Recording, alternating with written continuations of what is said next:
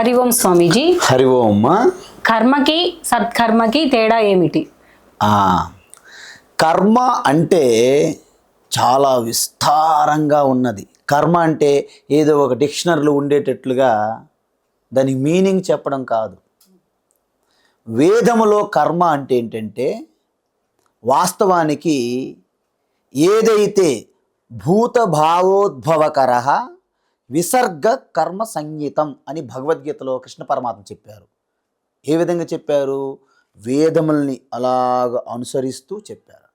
అంటే సకల ప్రాణులు వారి ఇంతకు ముందు చేసినటువంటి కర్మ ఫలం ఆధారంగా వారి ఉత్పన్నానికి అంటే ఉద్భవించడానికి వారి పోషణకి స్థితికి కారణమైనటువంటి చేష్టని కర్మ అంటారు.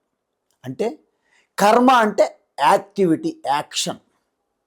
అయితే ఈ కర్మ అనేది అనేక విధములుగా ఉన్నది. నిషిద్ధ కర్మ, కామ్యకర్మ, నిత్యకర్మ, నైమిత్తిక కర్మ, ప్రాయశ్చిత్త కర్మ, సకామ కర్మ, నిష్కామ కర్మ అనేక రకములుగా ఉంటుంది. అదేవిధంగా ఈ జీవులు ఉద్భవం అంటే ఉత్పత్తి జరగడానికి కూడా కర్మఫలం కారణం. అంటే దానిని కూడా కర్మ అంటారు. అంటే ఏంటి? సంచిత కర్మ, ఆగామి కర్మ, ప్రారబ్ధ కర్మ అనేక రకములుగా కర్మ ఉంటుంది. అందుమూలంగా కర్మ అనేది మనం 3 రకములుగా చేస్తుంటాం. ఏంటి? మన శరీరముతో మనం చేసే కాయిక కర్మ, మన యొక్క వాక్తో చేసేది వాచక కర్మ, మన మనస్సుతో చేసే సంకల్ప వికల్పాలు, ఆలోచనలు దానిని మానసిక కర్మ అంటారు. అందువలన కర్మ అంటే జనరల్గా సాధారణంగా ఒక చేష్ట, దాన్ని కర్మ. అందువలన ఆ కర్మ ఎటువంటి కర్మ, దాని వెనుకున్నటువంటి ఉద్దేశం ఏంటి, స్వభావం ఏంటి అని ఆధారపడి ఉంటుంది. అందుమూలంగా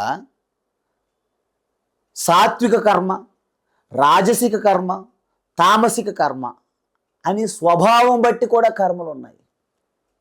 అందువలన కర్మ అంటే జనరల్గా కర్మ, యాక్షన్. కానీ సత్కర్మ అంటే ఏమిటని మీరు అడిగారు. ఇది అసలైన విషయం. సత్ అంటే సత్యము, అంటే ఎగ్జిస్టెన్స్. సత్ అంటే ఉనికి. అంటే 3 కాలములలో కూడా ఏదైతే ఉంటుందో దానిని సత్యము అన్నారు. త్రికాల అపి అబాధిత్వం సత్యత్వం అన్నారు. అంటే ఏంటి? అంటే 3 కాలాలు అంటే భూతకాలంలో ఉండి తీరాలి, వర్తమాన కాలంలో ఉండాలి, భవిష్యత్తులో కూడా ఉండి తీరాలి. దానిని సత్ అంటారు.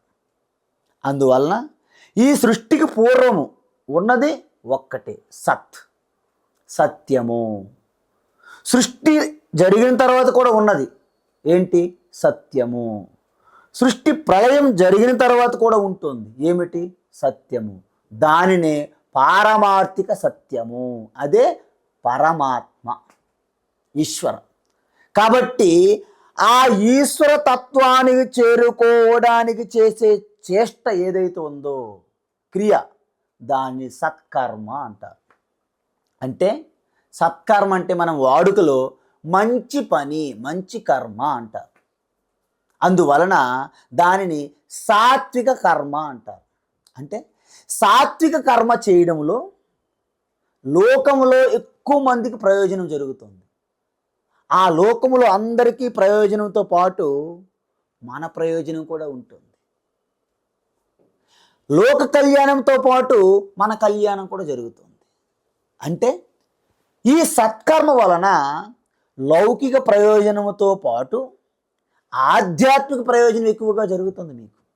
ఎందుకు? జీవితం అంటే ఇక్కడ ఈ లోకంతోనే తేలిపోయింది కాదు, ఈ శరీరంతోనే తేలిపోయింది కాదు. శరీరం ప్రకృతి నుండి వచ్చింది, శరీరం ప్రకృతిలో కలిసిపోతుంది. కాబట్టి సూక్ష్మ శరీరం అనేది నాశనం కాదు. సూక్ష్మ శరీరం అనేది నేను వేరు, పరమాత్మ వేరు అనే ఒక భావన బలంగా ఉన్నంత వరకు, ఆ భ్రమ అంతవరకు జీవాత్మ ఉంటుంది. మరి ఆ భ్రమ పోయిన తరువాత ఆ జీవాత్మయే పరమాత్మలో లయమైపోతుంది. ఎలా? ఒక ఉప్పు బొమ్మ సముద్రంలో కలిసే విధంగా ఎలాగైతే కలుస్తుందో ఆ విధంగానే జీవాత్మయే పరమాత్మగా పరిణితి చెందును. దానినే జీవబ్రహ్మ ఐక్యము, అహం బ్రహ్మాస్మి అంటారు. అందువలన ఈ సత్కర్మకి భగవద్గీతలో కర్మయోగము అని చెప్పారు. అంటే ఏమిటి? పంచమహాయజ్ఞాలు పాటించాలి. దైవయజ్ఞము, బ్రహ్మయజ్ఞము, పితృయజ్ఞము, మనుష్యయజ్ఞము, భూతయజ్ఞం అని చెప్పారు. అంటే ప్రతి ఒక్క ప్రాణిని, దేవీ దేవతలను, ప్రాణులను, మనుష్యులను, పితృదేవతలను అందరినీ కూడా మనము పూజించి, ప్రేమించి, సేవించాలి అని చెప్పారు. అదేవిధంగా మనం చేసే ప్రతి కర్మ, అది శరీరంతో కానీ, వాక్కుతో కానీ, మనస్సుతో, చింతనతో కానీ చేసేది ప్రతి ఆ ప్రక్రియలో భాగంగా ఈశ్వర చింతనతో, ఆ ఈశ్వరుని పూజ, అర్చన భావంతో మనం చేస్తే ఆ రిజల్ట్ వస్తుంది కదా మనకి.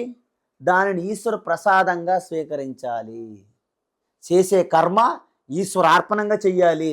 వచ్చే రిజల్ట్ ఈశ్వర ప్రసాదంగా స్వీకరించాలి. దీనిని సత్కర్మ అంటారు. అంటే మీరు చేసే కర్మ ద్వారా ఆ సత్యాన్ని మీరు చేరుకుంటారు కాబట్టి దీన్ని సత్కర్మ అంటారు. అందుకే మీకు ముందు చెప్పాను కర్మలు అనేకం ఉంటాయని. అందుకే మొట్టమొదట మనము నిషిద్ధ కర్మలను విడిచిపెట్టాలి. పాపంతో కూడుకున్న కర్మలు. కలంజనం నా భక్షయేత్, మాంసం తినకూడదు,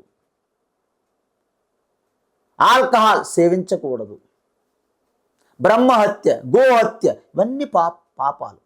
ఇవన్నీ నిషిద్ధ కర్మలు, చేయకూడదు. తర్వాత కామ్య కర్మలు అంటే రాజసిక కర్మలు అంటారు. నా స్వార్థం కోసం, మిగతా వాళ్ళ యొక్క ప్రయోజనాలు పోయినా పర్వాలేదు, వాళ్ళని ఎక్కి తొక్కి అయినా, వారిని కింద నలిపైనా సరే నా స్వార్థం తీర్చుకోవాలనేది రాజసిక కర్మ. అంటే ఏంటి? ఇంకా రాజసిక కర్మ ఇంకొక రకం ఉంది. ఇతడి వాళ్ళకి సంబంధం లేకుండా నా కోసమే నేను చేసుకోవడం అనేది రాజసిక కర్మ. తామస కర్మ ఏంటంటే ఎదుటోళ్ళు నాశనం చేసైనా సరే నేను పైకి రావాలనుకుంటే తామస కర్మ. సో ఈ కామ్య కర్మలను కూడా మెల్లగా విడిచిపెట్టడం అనేది సత్కర్మకు దారితీస్తుంది. అందువలన సాత్విక కర్మలో నా ఆధ్యాత్మికంగా నేను ప్రయోజనం పొందాను, ఇతరులు కూడా ప్రయోజనం పొందుతున్నారు. రాజసిక కర్మలో ఇతరులకు ప్రయోజనం ఉండదు, కానీ స్వార్థంగా నాకు ఏదో కలుగుతుంది, కానీ ఆధ్యాత్మిక ఎటువంటి వృద్ధి ఉండదు.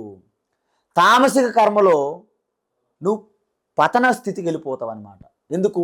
ఇతరులని వంచి, ఇతరులను నాశనం చేసి నీ స్వార్థం కోసం చేస్తున్నావు కాబట్టి నువ్వు పతన స్థితికి పోతావు. ఇవి ఈ కర్మలు అన్నమాట. అందుకే కర్మయోగం చేరుకునేవారు సాత్విక కర్మంగా నిస్వార్థంగా ఆ కర్మయోగం పాటిస్తారన్నమాట. దాన్ని నిష్కామ కర్మయోగం అంటారు. అదేవిధంగా ఇంతకుముందు కర్మలు చెప్పాను. అంటే ఏంటి? సంచిత కర్మ అంటే ఈ జీవాత్మ అనాది కాలంగా అనేక జన్మలతో మనము సంపాదించుకున్నటువంటి ఆ పుణ్య పాపాల యొక్క సంస్కార వాసనల రూపములు, వాసనా రూపంగా ఉన్నటువంటి సంస్కారము అది మన యొక్క జీవాత్మ అకౌంట్లో ఉంటుంది. ఆ ప్రోగు ఏదైతే ఉందో మూటని సంచిత కర్మ అంటారు. ఆ సంచిత కర్మ నుండి బలంగా ఏదైతే ప్రకటమవ్వాలని ముందు వరుసలో ఉంటుందో దాని నుండి ఒక శరీరం వస్తుంది కాబట్టి దానిని ప్రారబ్ధ కర్మ అంటారు. మరి ప్రారబ్ధ కర్మ శరీరంతో కొన్ని కర్మలు చేస్తారు కదా అజ్ఞానంతో, ఇవి వెళ్ళి మళ్ళీ సంచిత కర్మ యాడ్ అవుతాయి. దాన్ని ఆగామి కర్మ అంటారు. సో ఈ మూడు కర్మలు అజ్ఞానంతో ఉన్న జీవాత్మకు ఉంటాయి. అయితే ఎప్పుడైతే కర్మయోగము ద్వారా సత్కర్మ చేస్తూ ఈశ్వరార్పణంగా చేస్తూ వచ్చే రిజల్ట్ ఈశ్వర ప్రసాదంగా చేస్తే మీ అంతఃకరణ శుద్ధి, ఈశ్వర చింతనతో ఏకాగ్రత, అప్పుడు మీ ఆత్మస్వరూప తత్వానికి చేరుకుంటారు. కాబట్టి ఆ సత్యాన్ని మీరు ఎప్పుడైతే పొందుతారో ఆ సత్కర్మ మీకు మోక్షానికి దారితీస్తుంది. ఆ సమయంలో సంచిత కర్మ నాశనం అయిపోతుంది. ఆగామి కర్మ వల్ల ఏమీ మీకు ఉత్పత్తి కావు. ప్రారబ్ధ కర్మ అనేది శరీరం ఉన్నంత వరకు ఉండి ఆ శరీరం పంచభూతంలో కలిసిపోతుంది. శరీరం ఉన్నప్పుడే మీరు మోక్షం పొందారు కాబట్టి చివరికి శరీరం అనేది పంచభూతాల్లో కలిసిపోయేటప్పుడు ఈ జీవాత్మయే పరమాత్మగా తెలుసుకుంటుంది కాబట్టి దానిని విదేహముక్తి అంటారు. అంటే సత్కర్మ అనేది మోక్షానికి దారితీస్తే నిషిద్ధ కర్మ అనేది పతనానికి దారితీస్తుంది. సకామ కోరికల ద్వారా చేసే కర్మలు మనం ఎక్కడ ఉన్నామో అక్కడే ఉంటాము, మనకి ఎటువంటి వృద్ధి జరగదు. ఇది కర్మ సత్కర్మకి ఉన్నటువంటి మధ్య తేడా. హరి ఓం తత్సత్. ధన్యవాదములు.